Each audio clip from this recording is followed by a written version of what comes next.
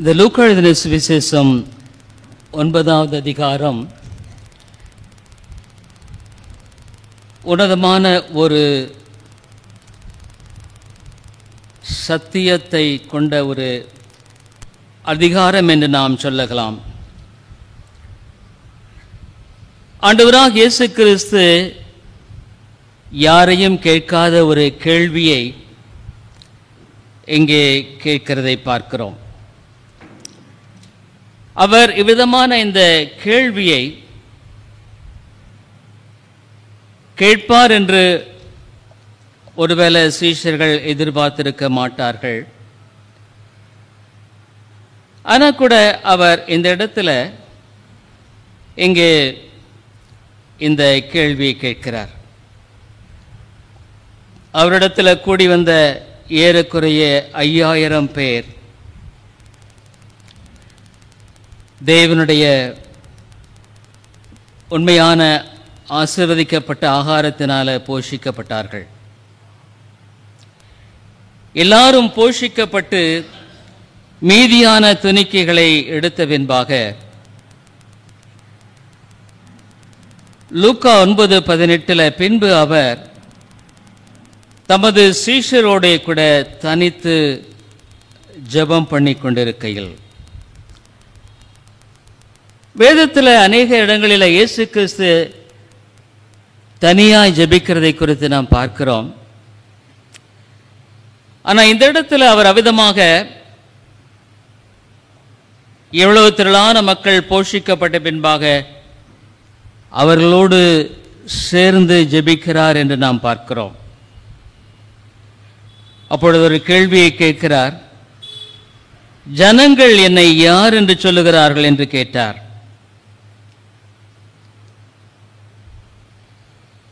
இது ஒரு ஆழமான கேள்வி இல்லைங்க. என்ன, ஆண்டவராகிய இயேசு கிறிஸ்து இவ்விதமாக அநேக ஆயிரக்கணக்கான மக்களை போஷித்த பின்பாக அவரை ராஜாவாக நியமிக்கும்படியாக அந்த மக்கள் தேடி வருகிறதை பார்க்கிறோம். ஆனால் இயேசு கிறிஸ்து அவருடைய வந்ததனுடைய நோக்கம் என்ன என்பதை மக்கள் கொஞ்சமேனும் அறிந்திருக்கிறார்களா என்பதை அவர் அறிந்து கொள்ளவே இந்த ஒரு பெரிய கேள்வியை கேட்கிறார். அதற்கு அவர்கள் சிலர் உம்மை யோவான் ஸ்நானன் என்றும், சிலர் எலியா என்றும், சிலர் பூர்வ காலத்து தீர்க்கதரிசிகள் ஒருவர் உயிர்த்தெழுந்தார் என்றும் சொல்லுகிறார்கள் என்றார்கள். அல்ல, யூதர்கள் ரோம அரசாங்கத்தினுடைய ஆளுகையின் கீழாக மிகவும் மனரீதியாக உணர்வு ரீதியாக பாதிக்கப்பட்ட நிலை இந்த காலம். யூதர்கள் எப்பொழுதும் ஆள பிறந்தவர்கள் என்பதான ஒரு எண்ணம் அவர்களுக்குள் இருந்தது. தேவன் தங்களை படைத்தவர் என்றும், தேவன் இந்த உலகத்தில் நிறைவேற்றும்படியான ஒரு பெரிய திட்டத்தையும் நோக்கத்தையும் கொண்டவராக தங்களை தெரிந்து கொண்டிருக்கிறார் என்பதையும் ஆழமாக உறுதியாக நம்பின மக்கள் தான் இந்த யூதர்கள். அவருடைய பெரிய எதிர்பார்ப்பு என்னன்னா, மேசியா எப்பொழுது வரப்போகிறார். ஆகவே மேசியாவை எதிர்கொண்டு நோக்கி பார்த்து வாழ்ந்த மக்கள் தான் இந்த யூதர்கள். அவர்களுடைய விளங்குதல் என்ன, மேசியா வருவானால் ரோம அரசாங்கத்திலிருந்து தங்களை விடுவித்து அவர் தங்களை ஆட்சி செய்கிற மேசியாவாக இருப்பார் என்ற ஒரு எண்ணம் அவர்களுக்குள்ளாக ஆழமாக இருந்தது.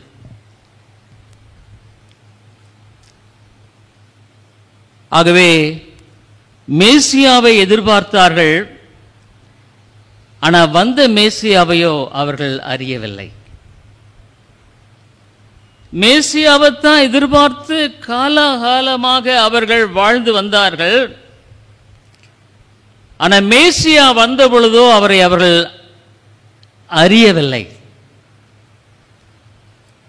அதனால் இன்றைக்கும் கூட அதைத்தான் நம்ம பார்க்குறோங்க. ஒருவேளை இந்த மக்களானவர்கள் பல வித்தியாசமான பதில்களை சொல்லும்படியான காரியத்தை இங்கு சீஷர்கள் சொல்லுகிறார்கள். சிலர் எலியா என்று சொல்லுகிறார்கள், சிலர் யோவான் ஸ்நானகன் என்று சொல்லுகிறார்கள், சிலர் தீர்க்கதரிசிகளில் ஒருவர் என்று சொல்லுகிறார்கள்.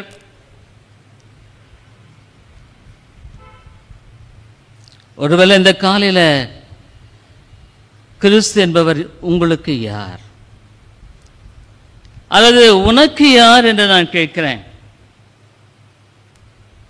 இந்த உலகத்தில் வேதம் சொல்லுகிற ஒரு ஆழமான உண்மை என்னவென்றால், தேவன் ஒவ்வொருவருக்கென்றும் ஒரு தெளிவான திட்டமான நோக்கத்தையும் திட்டத்தையும் கொண்டிருக்கிறார் என்பதை வேதம் மிக தெளிவாக சொல்லுகிறது. God has got a specific plan for each and every one of us. ஒருவேளை நீங்க கேட்கலாம், எனக்குமா? ஆமா. அருமையான சகோதரனே சகோதரியே, உன்னுடைய வாழ்க்கையில தேவன் ஒரு தெளிவான திட்டம் நோக்கத்தை கொண்டிருக்கிறார். ஒரு மனிதன் தன்னுடைய வாழ்க்கையில அந்த தெளிவான திட்டத்தோடு பொருந்தி வாழ்கிற வாழ்க்கையின் மூலமாக மாத்திரம்தான் நிறைவை காண முடியும். You could find satisfaction only when you find the purpose for which God has called you.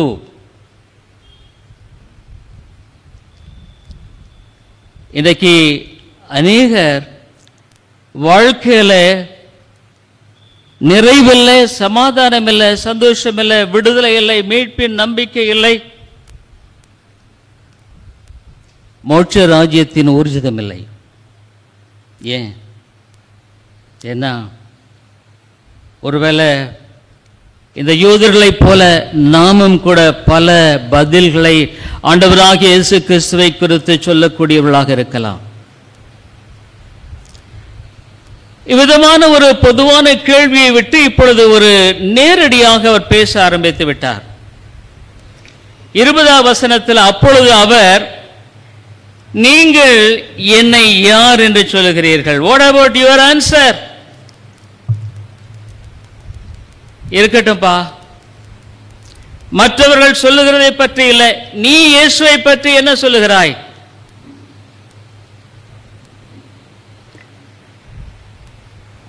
ஒருவேளை இந்த காலையில செய்யும்படியான இந்த பிரசங்கமானது உன்னை சிந்திக்க வைக்குமானால், அல்லது நீ இயேசுவை பற்றி என்ன எண்ணிக்கொண்டிருக்கிறாய் என்பதை உணர்கிற ஒரு உணர்வை கர்த்தர் கொடுப்பாரானால் மிகுந்த ஆசீர்வதிக்கப்பட்ட ஒரு காரியமாக இருக்கும்.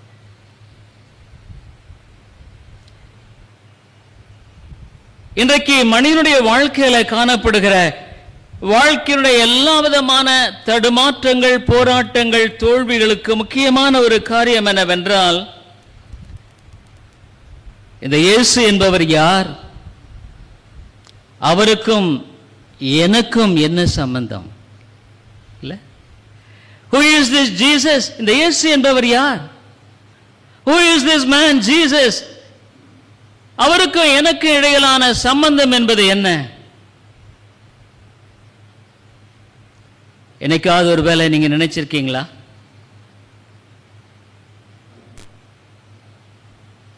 ஆகவே அவர்களை பார்த்து அவர் தனிப்பட்ட விதத்தில் இந்த கேள்வியை கேட்கிறார். நீங்கள் என்னை யார் என்று சொல்லுகிறீர்கள் என்று கேட்டார். பேதுரு பிரதியுத்தரமாக, நீர் தேவனுடைய கிறிஸ்து என்றான். Lord, you are the Messiah.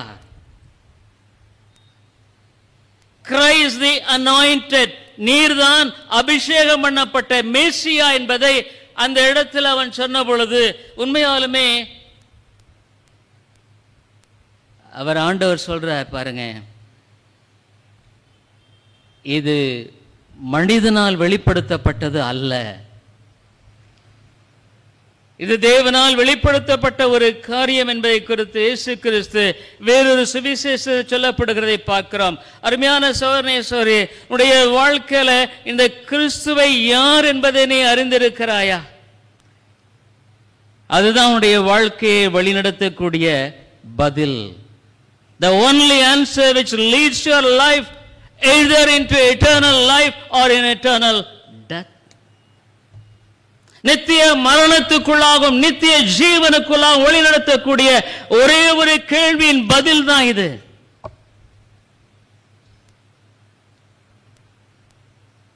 ஆண்டவராகிய இயேசு கிறிஸ்து சொன்னார். அதை இவ்விதமாக அவர் ஊர்ஜிதப்படுத்தும்படியாக மனுஷகுமாரன் 22 பல பாடுகள் படவும் மூப்பராலும் பிரதான ஆசாரியராலும் வேத வாரகராலும் ஆகாதவன் என்று தள்ளப்படவும் கொல்லப்படவும் 3ஆம் நாளில் உயிர்த்தெழுந்திருக்கும் வேண்டும் என்று சொன்னார்.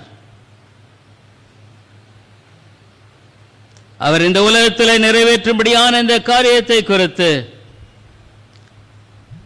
ஆகாதவன் என்று தள்ளப்படும்படியாக கொல்லப்படும்படியாக 3ஆம் நாளில் உயிர்த்தெழுக்கும்படியாக தான் நியமித்திருக்கிற அந்த காரியத்தை குறித்து அவரிடத்தில் பேசுகிறார்.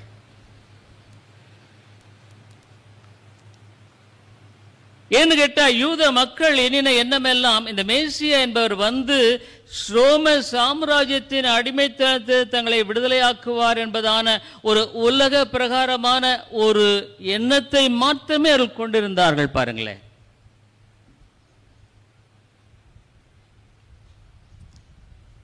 அப்ப ஒரு எல்லாத்தையும் பார்த்து ஒன்று சொன்னார். He looked at all the people and said, ஒருவன் என் பின்னே வர விரும்பினால், if anybody wants to follow me, ஒருவன் என் பின்னே வர விரும்பினால், ஒருவேளை என்னை நீ பின்பற்ற வேண்டும் என்று நீ விரும்புவாயானால்,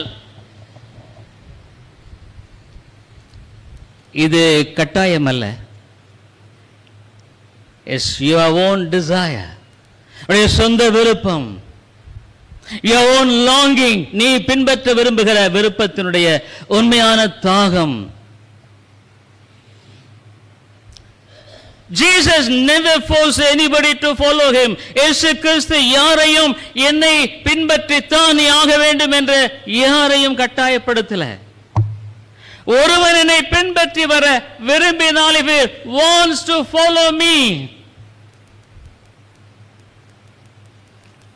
தன்னுடைய பாடுகளை குறித்து சொல்லிட்டு அவர் சொன்னாரு, அருமையான சகோதரனே சகோதரியே,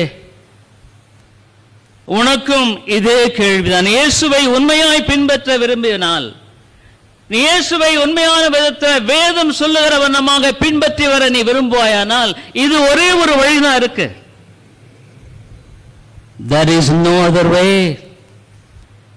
வேறே வழி என்பது இல்லை. ஒருவன் என்னை பின்பற்றி வர விரும்பினால் அவன் முதலாவது செய்ய வேண்டிய காரியம், let him deny himself. அவன் தன்னைத்தான் வெறுத்து விட வேண்டும்.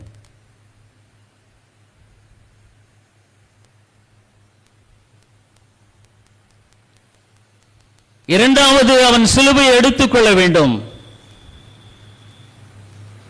மூன்றாவது, என்னை பின்பற்றி வர வேண்டும்.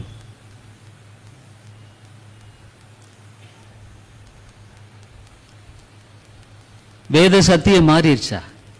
இல்ல, சத்தியம் ஒரு காலம் மாறாது. அவர் கொடுத்திருக்கிற வார்த்தை என்பது மாறாது. இன்னைக்கு நான் உங்கள் மத்தியிலே அதைத்தான் பேச விரும்புகிறேன். கடந்த ஞாயிற்றுக்கிழமை நான் பேசினேன், இந்த வேத வசனங்களை வைத்து நான் பேசினேன். இன்றைக்கும் நான் அதே இந்த காரியத்தை மையமாக வைத்து உங்கள் மத்தியிலே, அப்படி இயேசுவை நான் பின்பற்றி வர வேண்டுமானால் என்னுடைய வாழ்க்கையில நான் எவ்விதமாக வாழ வேண்டும் என்பதை குறித்து தான் இன்றைக்கு காலையில் உங்களிடத்தில் நான் பேச விரும்புகிறேன். How should I live? சொல்லிட்டாரு, if you want to follow me, என்னை பின்பற்றி வர விரும்பினால், அருமையான சோனேஸ்வரியே, நீ விரும்புகிறபடி என்னை பின்பற்ற முடியாது. You can't follow me as you like, but as I like. நீ விரும்புகிறபடி என்னை பின்பற்ற முடியாது ஐயா. நான் விரும்புகிறபடி தான் நீ என்னை பின்பற்ற வேண்டும். நான் சொல்லுகிறபடி தான் நீ பின்பற்ற வேண்டும். That is the basic Christian life. அடிப்படையான கிறிஸ்தவ வாழ்க்கை அதுதாங்க. இதை குறித்து நான் உங்கள் மத்தியில் நான் இன்றைக்கு ஒரு 7 காரியங்களை பேச விரும்புகிறேன். அப்படின்னா இந்த சீஷத்துவம் என்று சொல்லப்படுகிற, என்னை நான் வெறுத்து என்னுடைய சிலுவை எடுத்துக்கொண்டு வாழ வேண்டுமானால் நான் எவ்விதமாய் வாழ வேண்டும் என்று கேட்கிறீங்களா? அதுதான் இந்த காலையில் நான் உங்கள் மத்தியில் சொல்ல விரும்புகிறேன். ஒருவேளை இவ்விதமாக நான் பின்பற்றி வருவதென்றால் என்ன?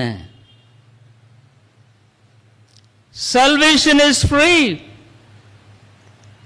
ரட்சிப்பு உனக்கு முழுக்க முழுக்க இலவசம். உடைய பாவங்களுக்காக தன்னையே சிலுவையில் பழி சொன்னார். பாடுபடவும் கொல்லவும், they will kill him.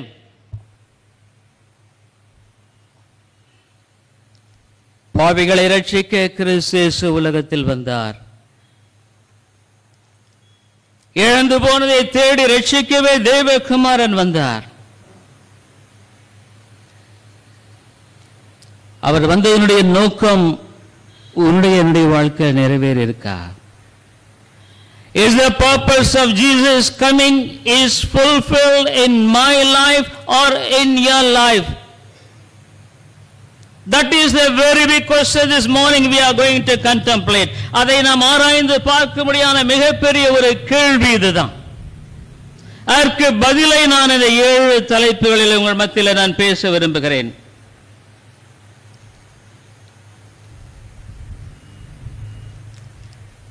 சீஷத்துவம் என்பது ஆண்டவர் சொல்லிட்டாரு. லூக்கா 9:23 ஏறாது வாசிங்க. லூக்கா 9:23. பின்பு அவர் எல்லாரையும் நோக்கி, ஒருவன் என் பின்னே வர விரும்பினால் அவன் தன்னைத்தான் எடுத்து தன் சிலுவையை அனுதினமும் எடுத்துக்கொண்டு என்னை பின்பற்ற கடவன். என்றைக்கு ஒரு மனிதன் ஆண்டவரால் அவன் ரட்சிக்கப்பட்டு அவரை பின்பற்றுகிறேன் என்று சொல்லுகிறானோ, அவன் ஒவ்வொரு நாளுமே, every day is not an occasional one. எப்பவாவது முடியுமானா, சாத்தியக்கூறு இருக்குமானால், no, every day. உன்னுடைய வாழ்க்கையில ஒவ்வொரு பகுதியிலும் உன்னுடைய ஆசை, இலக்குகள், வேலை, குடும்பம் ஆகியவை எல்லாவற்றுக்கு மேலாக இயேசு மாத்திரமே முன்னுரிமை உள்ளவராக வாழுவதே அதனுடைய முக்கியமான அம்சம். முதலாவது, அவர் உன்னுடைய வாழ்க்கையில ஆண்டவராக இருப்பார். He is the Lord.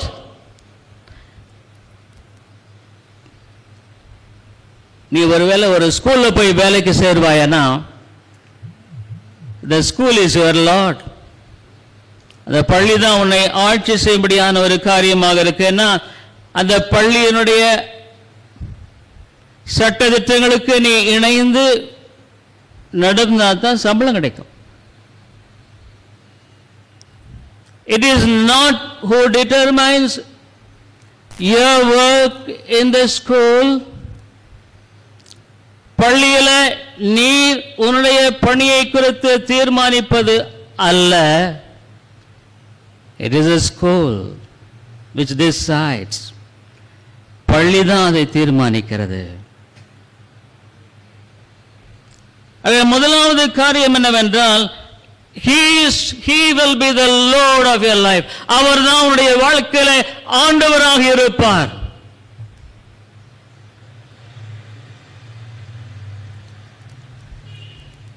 The ultimate decision is of the Lord.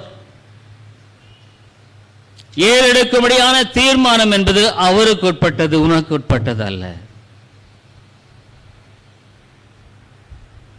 ஆண்டவராக இயேசு கிறிஸ்து சிலுவையில் மரித்த பொழுது வலது பக்கத்தில் இருந்த கள்ளன் மனம் திரும்புகிறான் அவன்னு சொன்னான். இயேசுவை பார்த்து என்ன சொன்னாங்க? What did he say? என்ன வார்த்தை உபயோகப்படுத்தினான்? ஆண்டவரே, உன்னுடைய வாழ்க்கையில் அவர் உன்னை ஆளுகிறவாக இல்லை என்றால் நீ இயேசுவின் சீஷனும் இல்லை, நீ பரலோகம் போக முடியாது.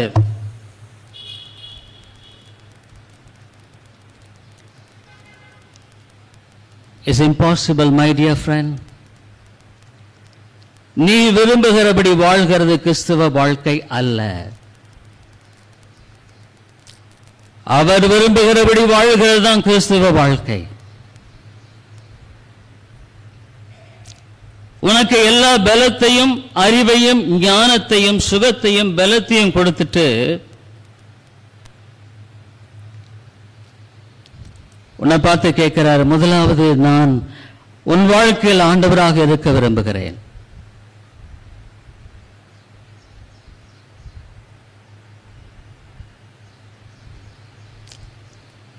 அருமையான சோனேஸ்வரின் வாழ்க்கையில இயேசு ஆண்டவராக இருக்கிறாரா? He is the one who is the ruling authority of your life. வாழ்க்கை ஆண்டவருக்கு விதமா ஒப்பு கொடுத்திருக்கிறையா? இதுதான் கிறிஸ்தவ வாழ்க்கை. That is the Christian life. மத்தேயு 6வது அதிகாரம் 33வது வசனத்தில் ஆண்டவருடைய வார்த்தை என்ன சொல்லுகிறது? மத்தேயு எழுதின சுவிசேஷம் 6வது அதிகாரம் 33வது வசனம். மன்னிக்கணும், லூக்கா எழுதின சுவிசேஷம் லூக்கா 6வது அதிகாரம் 33வது வசனம் இவ்விதமாய் சொல்லுகிறதை குறித்து மத்தேயு 22:37வது வசனம். மத்தேயு எழுதின சுவிசேஷம் Matthew Gospel 22nd and 37th verse.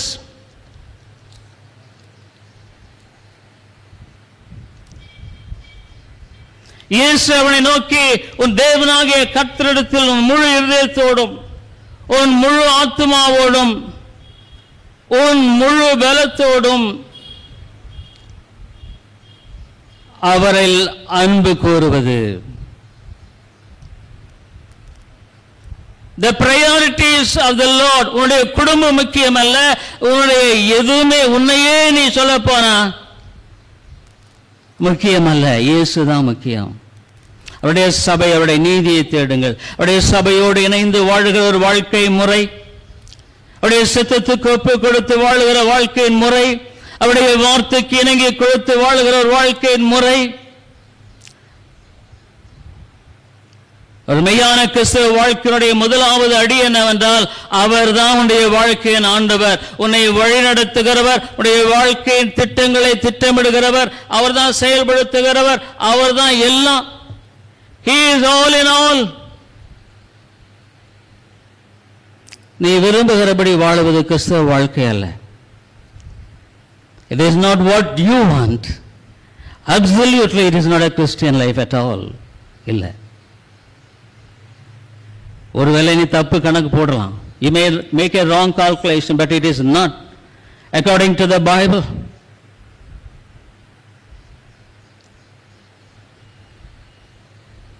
So God is the ultimate authority in your life. உடைய வாழ்க்கையில அவர்தான். He is the ultimate authority. முழு அதிகாரம் அவருடையது. இரண்டாவதாக, prioritizing relationship over religion. உடைய பக்திக்கு மேலாக உடைய வாழ்க்கையில அவரோடு கொண்டிருக்கிற உறவை முக்கியப்படுத்தி வாழ்வது. புரியலையா? நீ ஞாயிற்றுக்கிழமை ஆலயத்துக்கு வர்றது, அது மற்ற காரியங்கள் எல்லாம் நல்லது. ஆனால் அதை விட உனக்கும் ஆண்டவருக்கும் உள்ள உறவு எப்படி இருக்கிறது? What is your relationship with God? தேவனோடு உனக்கு உண்மையான உறவு இருக்கிறது என்பதை குறித்து உன்னுடைய வாழ்க்கையில இந்த காலையில உன்னால சொல்ல முடியுமானால் you are a Christian or a pagan. இல்லைன்னா ஒரு பிரஜாதியிலும் கீழான ஒரு மனுஷங்க. you are இயேசுவின் பிள்ளை அல்ல. you are not the child of God. Dear friend, I tell you, this is the word of God. தேவனுடைய வார்த்தை, தேவனுடைய வார்த்தையின் அதிகாரத்தோடு நான் இங்கே நிற்கிறேன். I stand because of the authority of God. இல்லைன்னா நான் நிற்க தகுதியற்றவன். ஏன்னா இன்னைக்கு நான் பேசுகிற வார்த்தை உன்னை நியாயம் தீர்க்கும் ஒரு நாள். அருமையான சோர்ணேஸ்வரியே, உனக்கும் ஆண்டவருக்கு என்ன உறவு? நீ ஆண்டவரை பின்பற்ற முடியாத பெரிய கல்விமான் அல்ல, ஞானம் உள்ளவன் அல்ல, அறிவாளி அல்ல, திறமை உள்ளவன் அல்ல, சாதுரியம் அல்லவன் அல்ல, தாழ்மை உள்ளவன். A man of humbleness and humility. Surrender. ஒருவன் என்னை பின்பற்றி வர விரும்பினால் அவன் தன்னைத்தான் வெறுத்து தன்னுடைய சிலுவை எடுத்துக்கொண்டு என்னை பின்பற்ற கடவன். Let him take up the cross and follow me.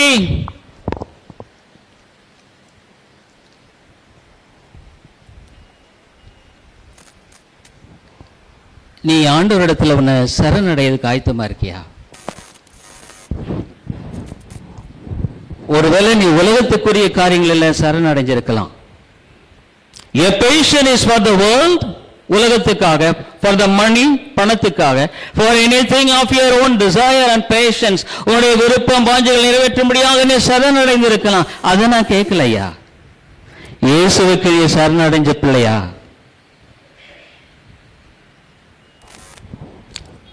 அதனாலே நான் பேசுகிறது உங்களை இன்னைக்கு உனக்கு அற்பமாக காணப்படலாம். ஆனால் உன்னை இதே வார்த்தைகள் தான் நியாய தீர்ப்பில் நியாயம் தீர்க்கும். Because it is the word of God. தேவனுடைய வார்த்தை இது.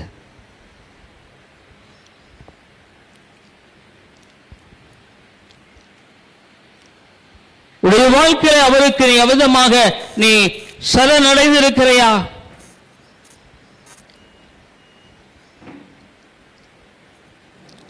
ஆண்டவர் சொல்லிட்டாரு. முதலாவது மேத்யூ 6:33, மத்தேயு 6வது அதிகாரம் 33வது வசனம்.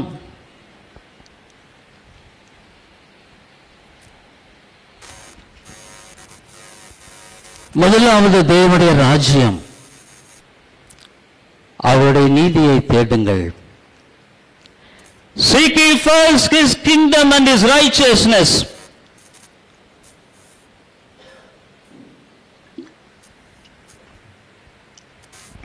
எத்தனை பேருக்கு புதன்கிழமை பைபிள் ஸ்டடி ப்ரேயர் மீட்டிங் இருக்குன்னு தெரியும்?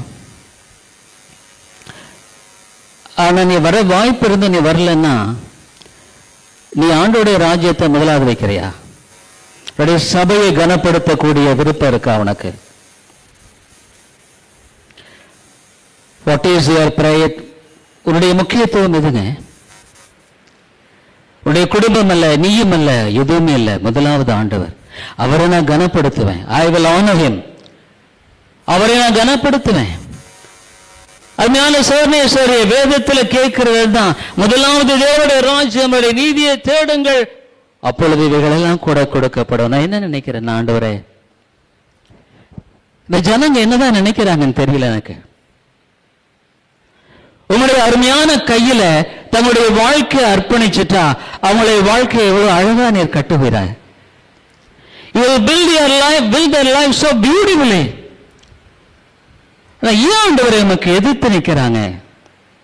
ஏன் எதிர்த்து நிற்கிறாங்க?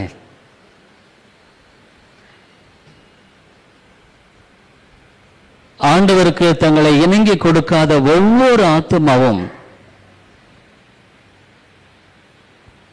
ஆண்டவருக்கு தன்னை ஒப்புக் கொடுக்க விருப்பம் இல்லாத ஒவ்வொரு ஆத்துமாவும் தேவனுக்கு எதிராய் போராடுகிறார்கள். You fight against God and God's plan. வேதம் என்ன சொல்லி தெரியுங்களா? நம்ம ஒவ்வொருவருக்கும் ஆண்டவர் ஒரு திட்டத்தை வச்சிருக்கார். உன்னை உருவாக்கும்படியாக, உன்னை கட்டும்படியாக, உன்னை ஸ்திரப்படுத்தும்படியாக, உன்னை வாழ்க்கையில பிரயோஜனப்படுத்தும்படியாக அவர் உன்னோடு போராடுகிறார். ஆனா நீ எதிர்க்கிற. You fight against God's will. பவுலை பார்த்தாதான் சொன்னார், பவுலே பவுலே, சவுலே சவுலே, முள்ளில் உதைக்கிறதுக்கு உனக்கு கடினமா? அருமையான சோர்னே சோரியே, நான் வேதத்தை திருத்தெல்லாம் போதிக்க முடியாது.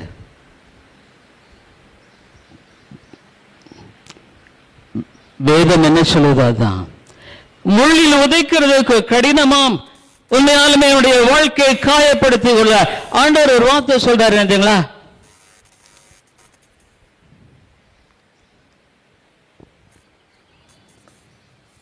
நாம் வாசித்த அந்த பகுதி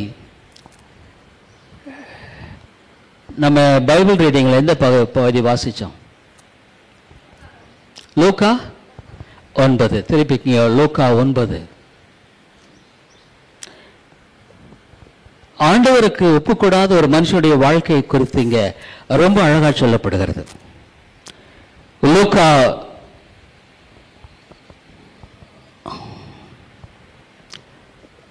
9வது அதிகாரம் 25வது வசனம். யாராவது வாசிங்க. லூக்கா 9:25. மனுஷன் உலகம் முழுவதையும் ஆதாயப்படுத்திக் கொண்டாலும் தன்னைத்தான் கெடுத்து, உன்னை நீயே தான் கெடுத்துக்கிறப்பா. உன்னை யாரும் கெடுக்கிறதில்ல, நீ தான் உன்னை கெடுத்துக் கொள்கிறாய். தன்னைத்தான் கெடுத்து நஷ்டப்படுத்தினால் அவனுக்கு லாபம் என்ன? அஞ்ஞான சோனேஸ்வரி, நீ எவ்வளவு காலம் முள்ளில் உதைத்து ஓடிக்கொண்டிருப்பாய்? எவ்வளவு காலம் முள்ளில் உதைப்ப? ஆண்டவருக்கு கீழ்ப்படியாத எந்த ஒரு மனிதனும் முள்ளில் மேல் தன்னுடைய காலை உயர்த்தி காயப்படுத்திக் கொண்டு வாழ்ந்து கொண்டிருக்கிறான். இந்த காலையில ஒருவேளை உனக்கு கஷ்டமா இருக்கலாம். அருமையானவரே, என்ன ஆண்டவர் உன்னை நேசிக்கிறார். உனக்கென்று ஒரு திட்டம் வைத்து, உனக்கென்று நோக்கத்தை வைத்திருக்கிறார். அவர் உன்னை உருவாக்க விரும்புகிறார். அவர் உன்னை உண்மையான விதத்தில் ஆசீர்வாதமாக உருவாக்க விரும்புகிறார். ஆனா நீ என்ன விலகி ஓடுகிறாய்? You run away from God. தேவனுக்கு நீ விலகி ஓடிக்கொண்டிருக்கிறாய். எவ்வளவு காலம் ஓட முடியும்? How long can you run and run and run in the opposite direction? எவ்வளவு காலம் ஓடுவங்க? இயேசு மிக தெளிவா சொல்லிட்டாரு, ஒருவன் என்னை பின்பற்றி வர விரும்பினார். If he wants to follow me, it's your choice. இந்த காலையில் ஒருவேளை நான் பேசுறது உனக்கு ரொம்ப கடினமா காணப்படலாம். இல்லைன்னு சொல்லல, எனக்குமே கஷ்டமா தான் இருக்கிற விதமான வார்த்தை உபயோகப்படுத்துறது. இயேசுவே அப்படிதான் சொல்லியிருக்காரு போது நான் அதை என்ன வேறையா பேச முடியும்? வேறையா நான் பேச முடியும்? இயேசு இந்த உலகத்தில் விரும்பப்படாத ஒரு நபராக தான் வாழ்ந்தார். தெரியுங்களா? He was not liked by the people. He was hated. வெறுக்கப்பட்டார். அவருடைய சுகத்தை விரும்பினாங்க, அவருடைய ஆரோக்கியத்தை விரும்பினாங்க, அவருடைய எல்லாத்தையும் விரும்பினாங்க. ஆனால் அவரை விரும்பல. தெரியுங்களா? அவர் இந்த உலகத்தில் பிறந்த போது கூட வறண்ட நிலத்தில் துளிக்கிற ஒரு துளிர் போல தான் வந்தார். He was not liked by the people. என்ன அவர் சத்தியத்தை சொன்னார். ஒருவேளை இந்த காலையில சத்தியத்தை சொன்னா நான் சத்துருவா கூட உன்னை நீ பவுல தான் சொல்ல. சத்தியத்தை சொன்னதுனால சத்துருவானா? வாழ்க்கையை ஒப்பு கொடுக்க ஆயத்தமா இருக்கியா? ஆண்டவரே, என்னை நீர் நடத்தும். ரட்சிப்பு இலவசம். ஆனா கிறிஸ்தவ வாழ்க்கை கரையை செலுத்தாம வாழ முடியாதுங்க. You can't live without paying a cost. மூன்றாவதாக, daily surrender and obedience. உன் வாழ்க்கையில ஆண்டவரை முதலாவது வைக்க மாத்திரமல்ல, அனுதினமும் அவருக்கு ஒப்பு கொடுத்து அவருக்கு கீழ்ப்படிந்து வாழ நீ விரும்புகிறாயா? ஆண்டவரே அனுதினமும் ஒரு வார்த்தை சொல்லியிருக்காருல்ல, எவ்ரிடே, நாட் ஆன் சண்டே, ஞாயிற்றுக்கிழமை மாத்திரமல்ல. நீ விரும்பினால், it's not a forcing one, உன்னை கட்டாயப்படுத்தல,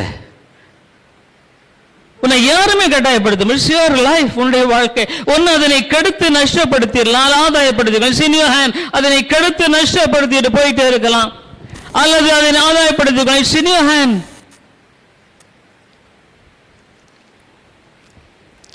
அன்னதினமும் ஆண்டவரை சார்ந்து இந்த உலகத்தில் வாழும் பொழுது அவர் வந்து a man of sorrows, துக்கம் நிறைந்தவர். He was not a man of joy. சந்தோஷமா அவர் இல்லை. என்ன, அவர் எல்லாமே எதிர்த்தாங்க, எல்லாமே போராடினாங்க. யூதர்கள் யாருமே அவரை பின்பற்ற விரும்பல, போன இடத்துல எதிர்ப்பு தான் அவருக்கு. இந்த கடினமான உபதேசம் தாங்க. சங்கீதம் 3:6 யாராவது வாசிங்க எடுத்தவங்க. சங்கீதம் 3:6.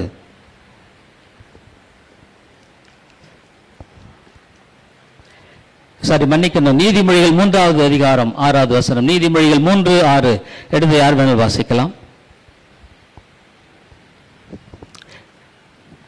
உன் வழிகளில் எல்லாம் அவரை நினைத்துக்கொள், அப்பொழுது அவர் உன் பாதைகளை செவ்வைப்படுத்துவார். உன்னுடைய பாதைகள் செவ்வையாக்கப்பட வேண்டுமானால் உன் வழிகளில் எல்லாம் அவரை நீ அங்கீகரித்துக்கொள். Acknowledge him at every step of your path, then உன் வழி செவ்வையாக்கப்படும். உன் வழி செவ்வையா இல்லையா? Is your path is crooked? உன்னுடைய பாதை கோணலா போயிட்டே இருக்கா?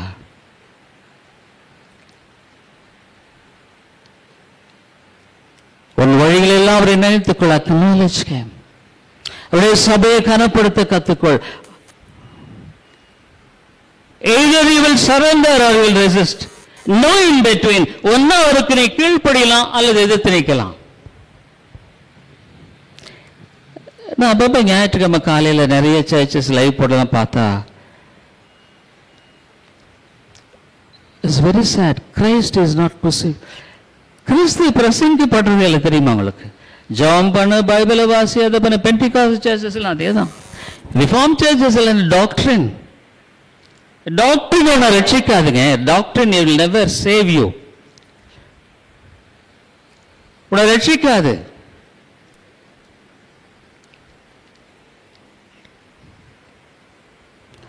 கிறிஸ்து தான். பவுல் சொல்றார், we preach Christ crucified. சிலுவையில் அறையுண்ட கிறிஸ்துவத்தான் நாங்கள் பிரசங்கிக்கிறோம். அருமையான சோர்ணேஸ்வரியே, சிலுவை என்று சொன்னா கஷ்டம் பாடுன்னு மட்டும் நினைக்கிறியா? இல்லைங்க, தியாகம். என்ன தியாகம்? உன்னை நீ வெறுத்து அவரை பின்பற்றுகிற தியாகம். Are you willing to sacrifice?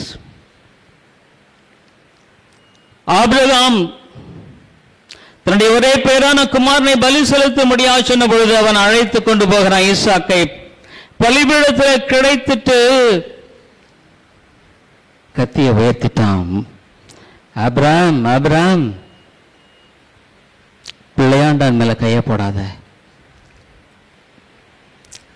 அங்கே ஒரு ஆட்டுக்குட்டி என்னுடைய இடத்துல அவர் மரித்த அந்த மரணம் என்பது மிகப்பெரிய விலைக்கரையா. நீ ஈஸியா போயிட்டு பரலோகம் போயிடலாம் நினைக்கிறியா?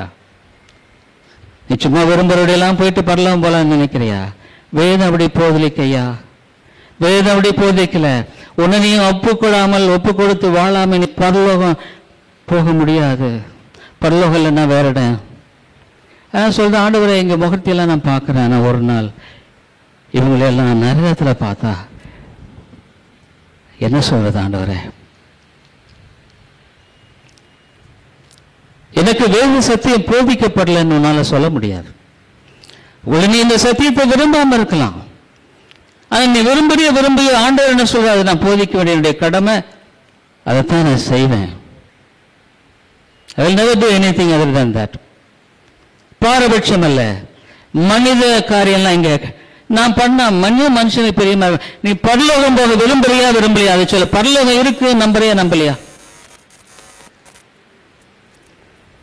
அதுவே நீ நம்பலன்னா உடைய வாழ்க்கை பரலோகத்துக்கு மாத்திரம் இல்லை, இயேசுவை போல இனிமையானவர் யாரா இருக்க முடியும்?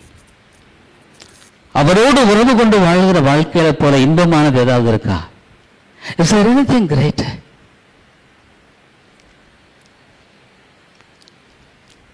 அதனால உன்னுடைய பணம் உன்னை ரட்சிக்குமா?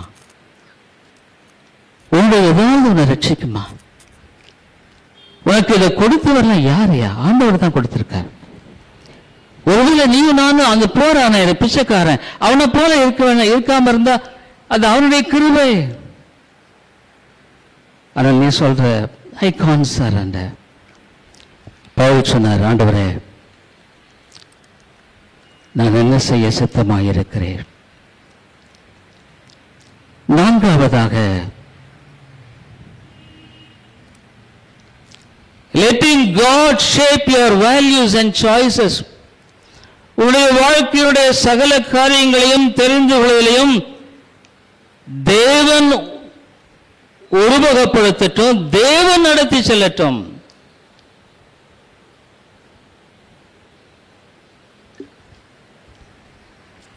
நீ விரும்புகிறது இல்லப்பா. ஆண்டவரே நான் என்ன செய்ய சத்தமாயிருக்கிறேன். மனுஷன் இயேசு கிறிஸ்து கெத்செமனே தோட்டத்தில், பிதாவே இந்த பாத்திரம் நீங்க கூடுமானால் என்னை விட்டு நீங்கட்டும், ஆனாலும் என்னுடைய சித்தத்தின்படி அல்ல உம்முடைய சித்தத்தின்படி ஆக்கடவது.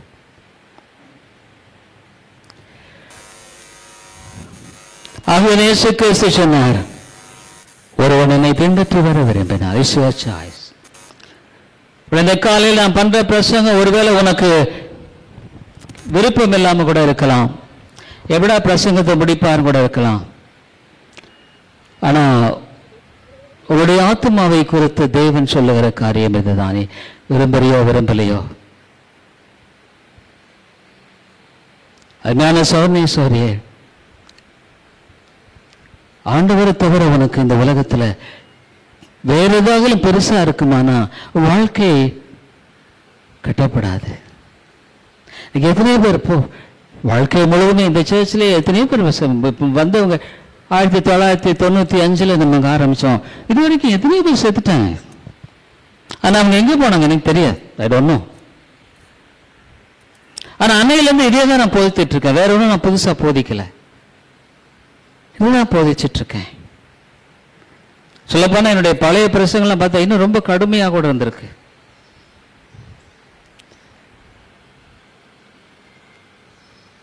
ஏன்னா இந்த உலகத்துல உன்னுடைய சுயம் தாக்கப்படுமானால் நீ அதை விரும்புறதில்ல. உன் சுய சித்தத்தை நீ வெறுக்கணும்னு சொன்னா விரும்புறதில்ல. நீ ஒரு திட்டம் போடுற, நீ உன்னுடைய வாழ்க்கையில் உன்னுடைய திட்டத்தின்படி காரியங்கள் நடத்தணும்னு விரும்புற, அதுக்குரிய காரியங்கள் வாய்க்கப்படணும்னு நினைக்கிற, இல்லைன்னா நீ டென்ஷன் ஆகிற. வாழ்க்கையில் உன்னுடைய விருப்பத்தின்படி எல்லாம் சாதிக்கப்படும் நினைக்கிற, அதுக்கு இயேசு இடத்துல நீ போற. நீ அதுக்கு இயேசு இடத்துல போற, போய் சொல்ற, என்ன சொல்ற, ஆண்டவரே எனக்கு வாய்க்கப்படணும். இல்லைங்க, இது கிறிஸ்தவ வாழ்க்கையே அல்ல. புறஜாதி மனுஷனுக்கும் அதுக்கும் நீ ஒரு இந்து வாழ்றதுக்கும் இந்த மாதிரி நீ வாழ்ற கிறிஸ்தவனுக்கும் வித்தியாசமே இல்லைங்க. ஒரு சில உள்ளத்துல சொல்லலாம், அவர் என்னதான் சொல்லிட்டு போறாரு, அது என்ன இப்படியே நம்ம மோட்சம் போயிடலாம். பிசாசு தான் உன்னோட பேசுறான் ஐயா, பிசாசு தான் பேசுறான். நீ எப்படியும் இந்த வார்த்தையை நீ கீழ்ப்படிய மாட்டேன், இந்த காத்தை எல்லாம் சரியில்லைன்னு சொன்னா நீ யாரு? அவனுக்கு செவி கொடுத்து நீ வாழ்ந்துட்டு இருக்கிற, வாழ்க்கையை கட்ட விரும்புகிற, உடைய வாழ்க்கையை அழகாக உருவாக்க விரும்புகிற, உடைய வாழ்க்கையில உண்மையான மனமகிழ்ச்சியோடும் விருப்பத்தோடும் உடைய வாழ்க்கையில பவுல் சொல்ற நல்ல போராட்டத்தை போராடினேன். அருமையான சௌர்ணேஸ்வருடைய வாழ்க்கையில நீ விரும்புகிறது எதுவோ ஆண்டவருடைய சித்தம் ஒப்பு கூட ஆயமா இருக்கிறையா? ஆண்டவரே நான் அது நீ போற ரொம்ப விரும்புற அவனிடத்துல போய் சொல்ற, ஆண்டவரே இது எனக்கு ரொம்ப விருப்பமா இருக்கு. நிறைய பேர் போறதில்லை, அது வேற, நான் அதை சொல்லல. ஆண்டவர் சொல்றாரு, நோ, மரித்தோரை அடக்கம் பண்ணட்டும். ஞான சோனேஸ்வரி, இயேசுவின் விலை மதிப்பு தெரியலன்னா நீ உன்னுடைய ஆத்மாவை கெடுத்து நஷ்டப்படுத்துவா என்ற ஒன்றும் மாற்று கருத்து கிடையாதுங்க. நீ உன்னுடைய ஆத்மாவை நான் கெடுத்து நஷ்டப்படுத்தி தான் வாழுவேன்னு சொன்னா அதுக்கு மாற்று கருத்து கிடையாது. உன்னுடைய ஆத்மாவை உருவாக்குகிறேன், உன்னுடைய ஆத்மாவை பிரயோஜனப்படுத்துகிறேன், உன்னுடைய ஆத்மாவை நான் கட்டி வாழுகிறேன் சொன்னா, is God your first priority. ஆண்டவர் தான் முதல்ல, என்னுடைய சித்தம் அல்ல, அவருடைய சித்தம்னு சொல்ற மனுஷன் மாத்திரம் தான் பரலோகம் போக முடியும், மற்றவர் போக முடியாது.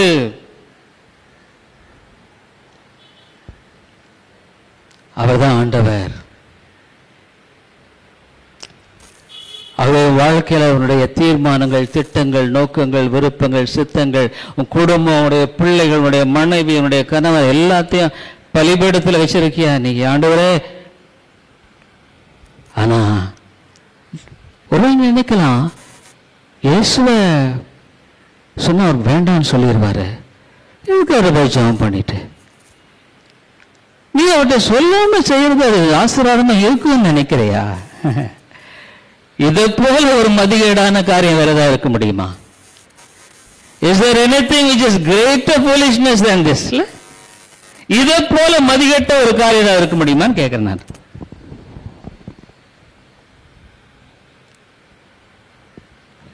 ஐந்தாவது, trusting above all. எது வந்தாலும் சரி, ஆண்டவர் முழுமையா நான் வாழ்றேன், சார்ந்து வாழ்றேன், அவரை நம்பி வாழுகிறேன், எதுவா இருந்தாலும் சரி.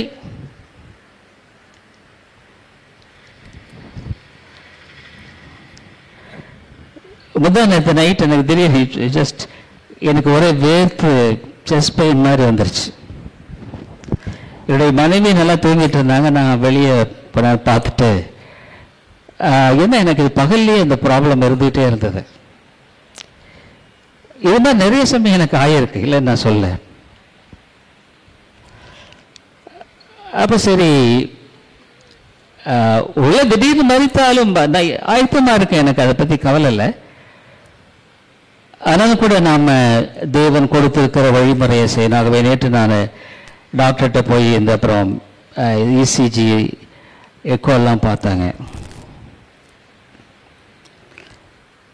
டாக்டர் கேட்டார், எனக்கு 2 முறை ஆன்ஜியோ பண்ணாங்க, உங்களுக்கு ஏதாவது இல்லாம எப்படிங்க? அது ஒரு very difficult procedure, dangerous procedure, ரொம்ப ஆபத்தான ஒரு ப்ரொசீஜர் எக்கோ எடுக்கிறது.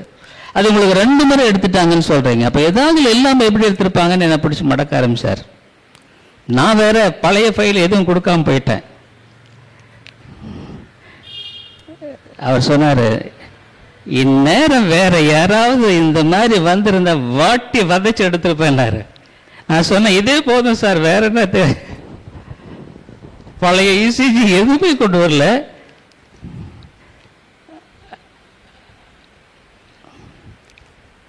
ஆಮೇಲೆ அவருடைய பாப்பா என்ன ஒரே ஒரு நம்பிக்கை, அவருடைய சித்தம் இல்லாமல் என்ன நடக்கக்கூடும்? என்னுடைய காலங்கள் அவர் கருத்தில் இருக்கிறது. எல்லாத்தை விட அவரை நம்புறேன். நீதிமொழிகள் 3வது அதிகாரம் 5வது வசனம். நீதிமொழிகள் 3வது அதிகாரம் 5வது வசனம் ஒருவேளை எடுத்தாங்க. நம்முடைய நேரம் இட்ஸ் ஆல்மோஸ்ட் ஸ்டாப், குறையுது. உன் சுய புத்தியின் மேல் சாயாமல் உன் முழு இருதயத்தோடும் கர்த்தரில் நம்பிக்கை இருந்த போடுங்க. உன் சுய புத்தியை தூக்கி போடுங்க. சுய புத்தி தான் இன்னைக்கு உனக்கு ஆத்மாவுக்கு எதிராளி. உன் சுய புத்தி மேல் சாயாத வேதத்துக்கு ஒப்புக்கொடு. ஆண்டவரே,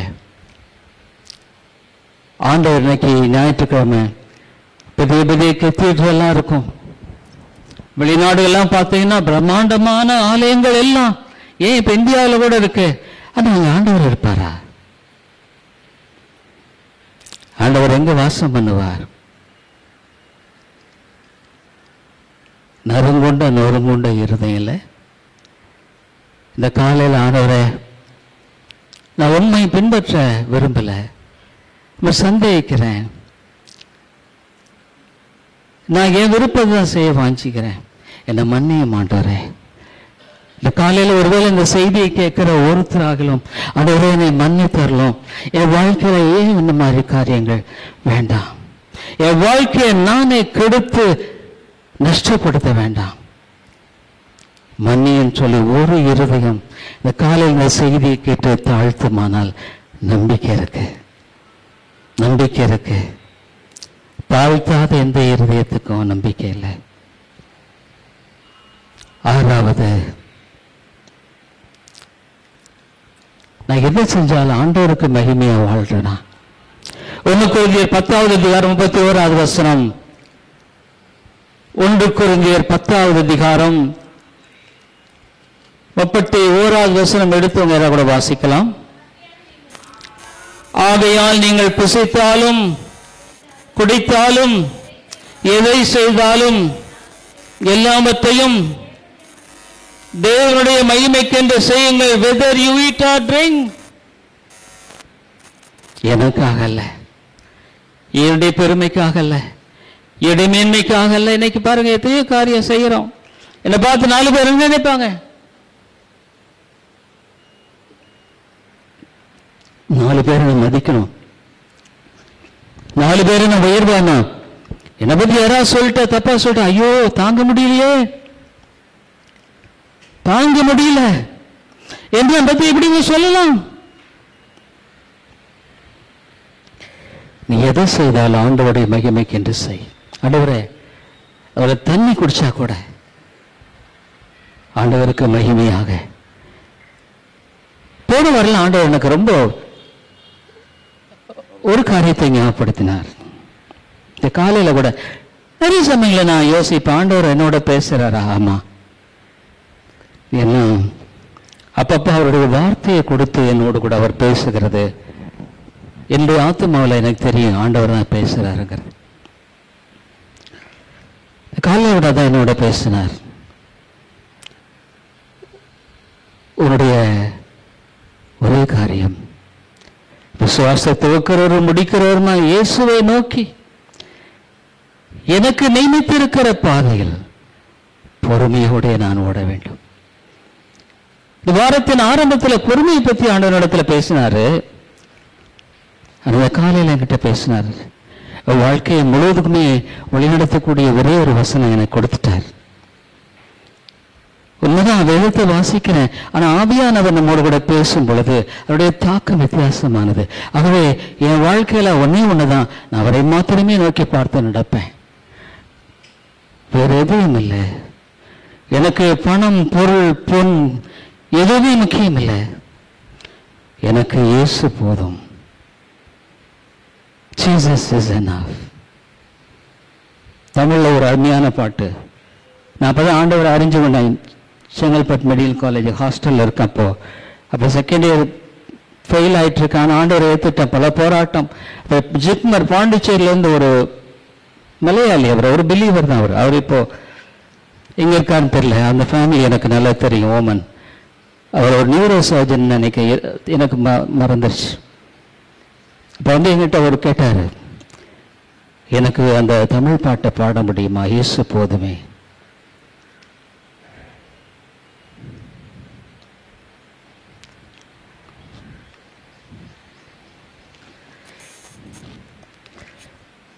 It's left to you. வாழ்க்கையை கெடுத்து நஷ்டப்படுத்துறது உன் கையில தான் இருக்கு, கட்டுறதும் கையில தான் இருக்கு.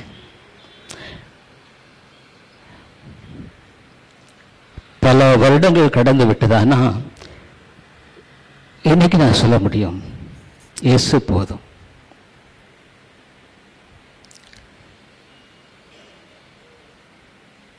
எந்த ஒரு மனிதன் இயேசு எனக்கு போதும்னு சொல்லலையோ, அவன் இயேசுவின் அருமையை அறியாதவன். இயேசுவின் மகிமையை தெரியாதவன் உனக்கும் அப்படி இருந்த அவருக்கு என்ன சம்பந்தங்க? What relationship is there? ஒருவன் என்னை பின்பற்றி வர விரும்பினால் அவருடைய மகிமைக்காக வாழுகிறது. 7வது வசனம், லிவிங் ஏ கிரைஸ்ட் சென்டர்ட் லைஃப். கிறிஸ்துவின் வாழ்க்கையின் மையம்.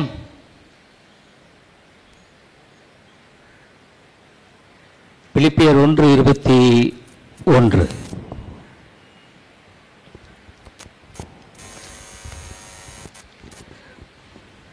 பிலிப்பியருக்கு நிருபம் 1வது அதிகாரம் 21வது வசனம். கிறிஸ்து எனக்கு ஜீவன், சாவு எனக்கு ஆதாயம். எனக்கு வாழ்ந்த வரைக்கும் Christ is my life and death is my gain. என்ன